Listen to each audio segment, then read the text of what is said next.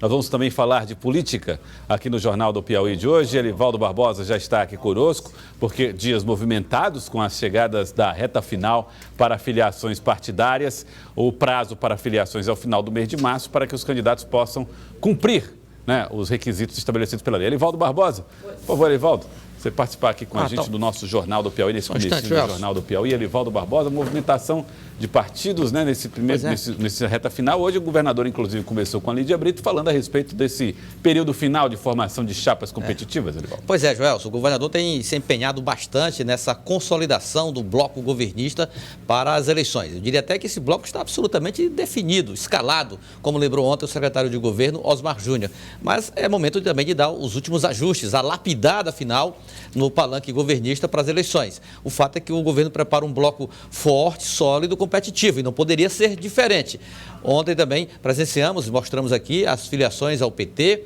Daqui a pouco a repórter a Lídia Brito traz também, Joelson, um momento importante do Republicanos, que começa a ganhar forma agora aí a estratégia do Republicanos ou do novo Republicanos no estado do Piauí. O presidente da Câmara, Jeová Alencar, já está livre do MDB, já foi liberado do MDB, com segurança jurídica, inclusive, e está pronto e já tem data marcada para filiação ao Republicanos. E também, na oposição, nós vamos trazer daqui a pouco, por isso que eu trazer aqui um pouco, Joelson estava ouvindo ali o vídeo, gravado agora em Brasília, nesse momento em Brasília, do presidente nacional do PSDB, Bruno Araújo, e também o presidente da Federação Cidadania e PSDB, com o pré-candidato Silvio Mendes. Olha, Joelson, aquela confusão toda da semana passada foi definida. A federação vai apoiar Silvio Mendes aqui no Piauí. E o presidente da federação será o tucano Luciano Nunes. É isso, Elivaldo? Já a gente mostra. Daqui a pouco vamos falar sobre esse assunto. Elivaldo, mas também mexendo muito com o noticiário, as discussões em torno do ICMS, a aprovação da lei do dia 11 de março, né, a lei número 192 de 2022, Elivaldo Barbosa, que estabelece o seguinte, olha, está aqui ó, na tela para você acompanhar no nosso Jornal do Piauí, o que seria o ponto central dessa lei. Os combustíveis sobre os quais incidirá uma única vez o ICMS. O ICMS agora passa a ser ICMS simplificado, né, sobre combustíveis. Então, o ICMS que incide uma única vez vai incidir somente uma vez na gasolina, no etanol e no combustível, né, no álcool, gasolina e no etanol, né, na gasolina e no etanol. O diesel e biodiesel também recebem uma única vez o ICMS e gás liquefeito de petróleo, inclusive o derivado do gás natural. E isso está estabelecido no texto da lei. Nós vimos que isso vai reduzir o peso dos impostos sobre os combustíveis, mas é sempre importante a gente entender, Elivaldo, como é que fica essas definições para estados e municípios, não é verdade? Exatamente. Até porque há uma diferenciação por se tratar de um imposto estadual, né, um tributo estadual, há uma diferenciação entre estados, né? Então aí estabelece uma média até de alíquota única, em que estados incidirá implicará na redução do preço dos combustíveis e em outro até na elevação dos preços. É por isso que já houve reação dos governadores em relação ao projeto, em relação à lei já sancionada pelo presidente da República, e agora essa resposta foi exatamente em forma da manifestação de ontem do Fórum Nacional de Governadores, que decidiu por manter o congelamento, que é aquela medida tomada no ano passado, da alíquota do ICMS por mais 3 meses. Então ali foi uma reação, uma resposta. Significa dizer que o caminho está mais do que aberto para a inevitável, a meu ver, judicialização dessa questão, Joelson. Nós vamos entender mais a respeito do assunto com o doutor Antônio Cláudio Portela. Ele está aqui com a gente, advogado, especialista também em tributos. Doutor Antônio Cláudio, boa tarde, seja bem-vindo ao Jornal do Piauí. Boa tarde, Joelson. Boa tarde, Elivaldo. Boa tarde, doutor. Prazer estar aqui com vocês. Nós queremos entender o que significa, então, essa simplificação do ICMS, cobrado apenas uma vez. Isso, o que acontece? No Brasil, os estados eles têm tributos dentro da sua competência e o principal deles é o ICMS, que é o Imposto sobre Circulação de Mercadorias e Serviços, não é? E o combustível está sujeito à incidência desse ICMS. Só que o ICMS é um tributo plurifásico, então ele incide várias e várias vezes até chegar ao consumidor final. Como o combustível ele é uma mercadoria, vamos dizer assim, que impacta muito na vida dos cidadãos, na economia, a Constituição prevê a possibilidade da criação do chamado ICMS monofásico. Então, ou seja... Isso está na Constituição. Está na Constituição Federal, exatamente. Então, o que é que nós estamos discutindo agora? É exatamente a mudança da sistemática de um ICMS plurifásico sobre o combustível para um ICMS monofásico para o combustível. Isso significa dizer que vai ter uma redução do ICMS sobre o combustível? Não necessariamente. O que vai haver, e não há dúvida quanto a isso, é uma simplificação na forma de cobrança, sem dúvida alguma. Vai trazer talvez até menos embates jurídicos e mais segurança jurídica. Agora, explica para nós, doutor, nós temos, é como se a gente cobrasse o imposto quando compra na refinaria, né, o dono do posto de combustível, depois quando ele vende, aí de novo o ICMS está ali em cima. Isso é que seria a complicação maior do imposto? Isso. A complicação seria justamente no fato de que a cada etapa vai haver a incidência do ICMS. A ideia é que seja cobrada uma vez só, não ao longo da cadeia várias vezes. Na verdade, ainda que no modelo atual, a cobrança é uma vez só. Por quê?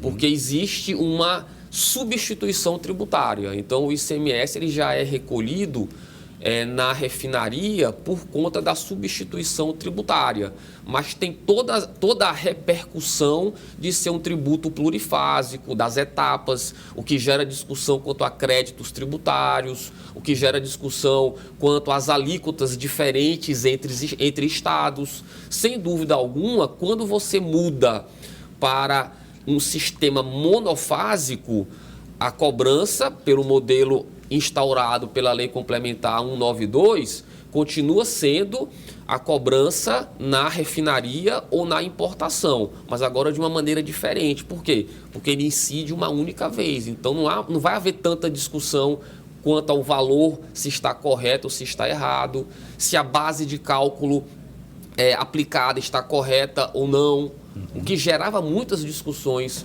judiciais. Doutor Cláudio, o consumidor ganha com essa estratégia? Olha, Livaldo, eu acredito que ganha. Por quê? Eu até lembro, Joelson, que eu tive aqui, acho que há uns 4 anos atrás, e nós achávamos um absurdo a gasolina chegar a R$5. É verdade. Né? Agora já está chegando a quase 8. Por que o consumidor ganha? Porque pela mudança implementada pela Lei Complementar 192, a alíquota do ICMS sobre o combustível vai mudar. No sistema anterior, que ainda está vigente, não é? O que existe é um percentual, que cada estado aplica o seu percentual, sobre um preço médio. Estados aplicam mais, outros menos. Por exemplo, Piauí 31, se não me engano. Isso. São Paulo menos de 20 até, né? Isso, exatamente. Então o que acontece?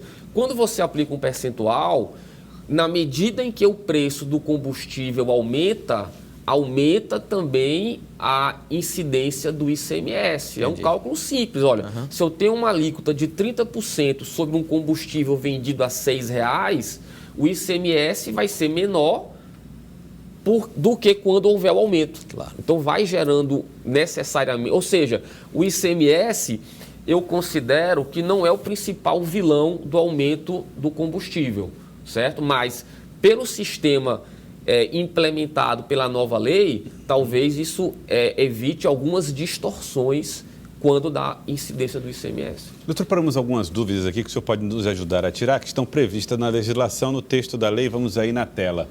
A qual estado caberá a cobrança do imposto de combustível e derivados de petróleo? Pronto. Como será um imposto monofásico, esse tributo ele já vai ser recolhido lá na origem, certo? E também na origem, lá na refinaria, ou então no estado em que for feita a importação desse combustível, não é? Isso quanto à arrecadação. Mas não significa dizer que fique com esse estado o ICMS arrecadado, porque a lei é clara. O ICMS, no caso do combustível, né, que a gente consome, que a gente bota no nosso carro, esse ICMS vai ficar com o estado em que houver o consumo. Então, a número 2, a nossa tela número 2, mostra um pouco dessa situação também, eu acho que o senhor pode explicar, que fala sobre mudanças, né? Como é que será a repartição de impostos em caso de transação entre estados. Isso, na verdade, assim, nessas operações comuns, né, em que você vai num posto, abastece o seu veículo, o ICMS que já foi recolhido lá na refinaria fica com o estado de consumo, certo? Que é lógico e é justo, porque é aqui que está sendo gasto o dinheiro, né?